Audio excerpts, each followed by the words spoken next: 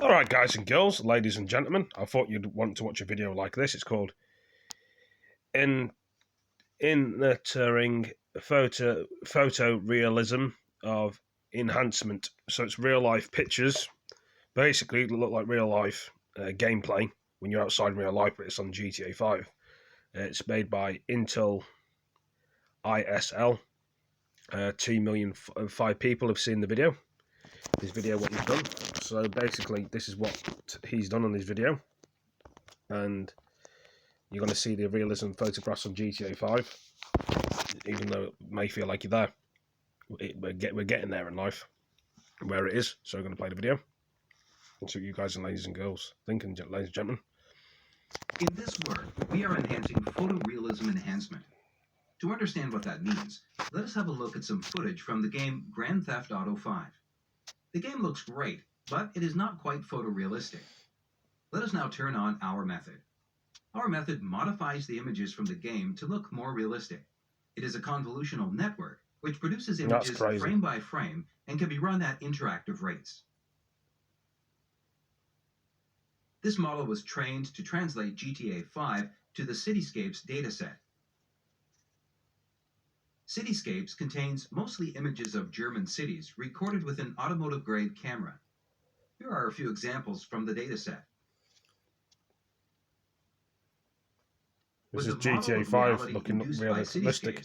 Our method paves the roads with smoother asphalt, increases the glossiness of car paint, and greens the sun-dried hills of GTA's California.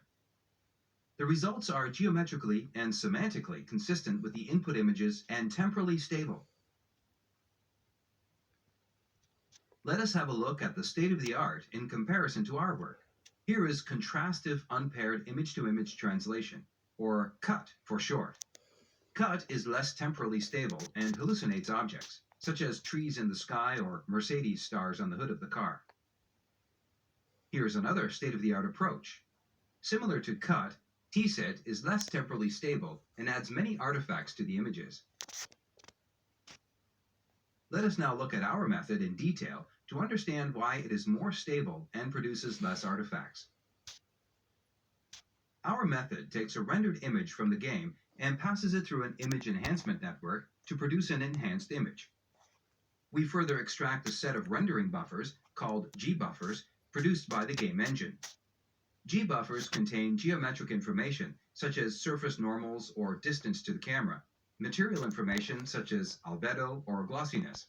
They may also contain information about the lighting in a scene. We pass the buffers through a G-buffer encoder network to produce feature tensors at multiple scales. The tensors encode the information about the rendered scene. To train our networks for enhancing realism, we employ a perceptual discriminator. For each image it takes in, it produces a realism score. To make it understand what the real world looks like, we also feed it real photos. To ensure that our networks retain the structure of rendered images, we further add them to the discriminator inputs and employ a perceptual loss. Let us now zoom in on the G-buffer encoder. From the G-buffers, we can derive a semantic class label map, which assigns an object ID to every pixel.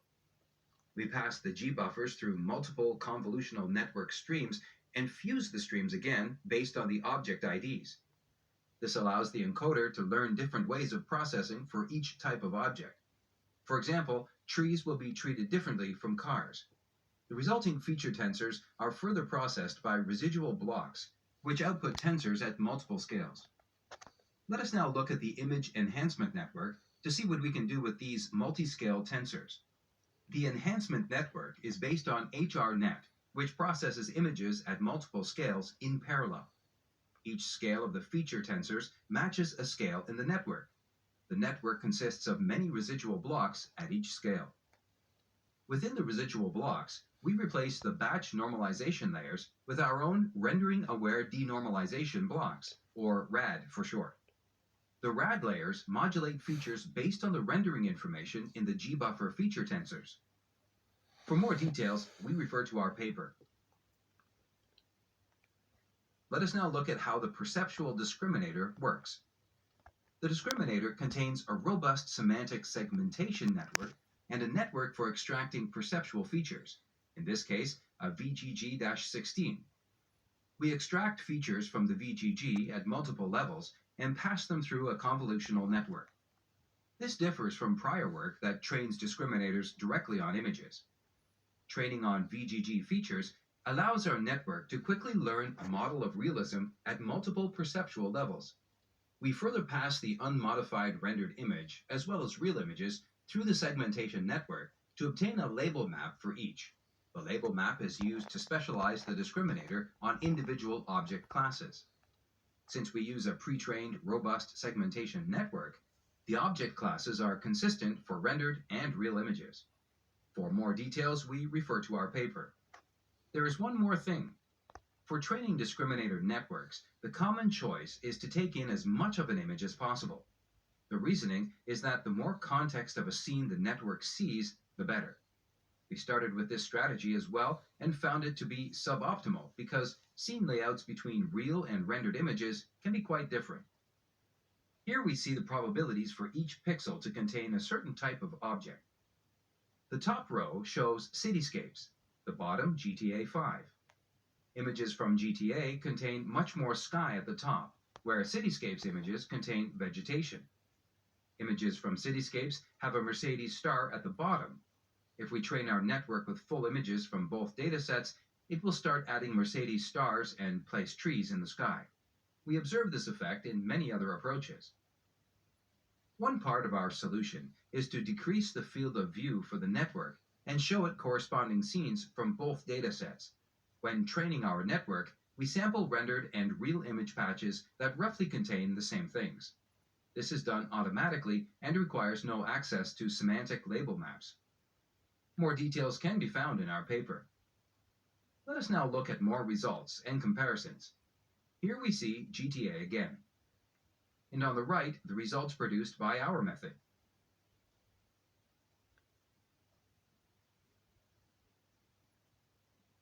So the right looks better than the left, as you guys and girls can see, ladies and gentlemen. Realistic and not realistic. More Here green. we see the results from classic Color transfer. Yeah. Color transfer matches the color distribution of GTA to cityscapes, but it does not modify images beyond the colors. Roads and trees keep their synthetic appearance. Unlike many other approaches, color transfer is temporally stable. Here is WCT2, a state-of-the-art photo style transfer approach. WCT2 requires a reference photo. It can become temporally unstable if rendered images and the reference diverge. Here we see again results from CUT. CUT commonly hallucinates objects like trees in the sky and the star on the hood. The sampling strategy of our approach alleviates such artifacts.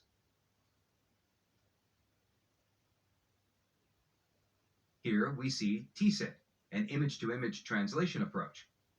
TSIT also requires a favorable reference photo, which may cause artifacts and temporal instability if rendered images and the reference diverge.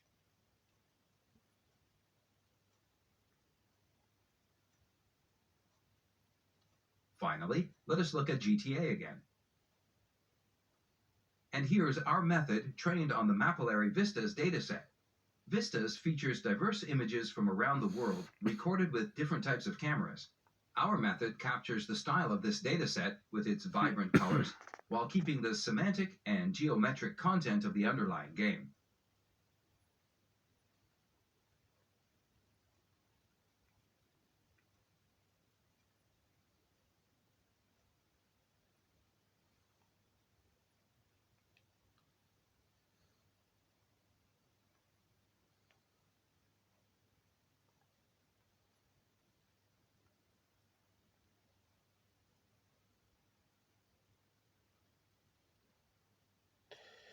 Well, guys and girls, ladies and gentlemen, hope you all enjoyed that video. Give it a like, give it a comment, share it with your friends. And the guy that made it was INTEL ISL.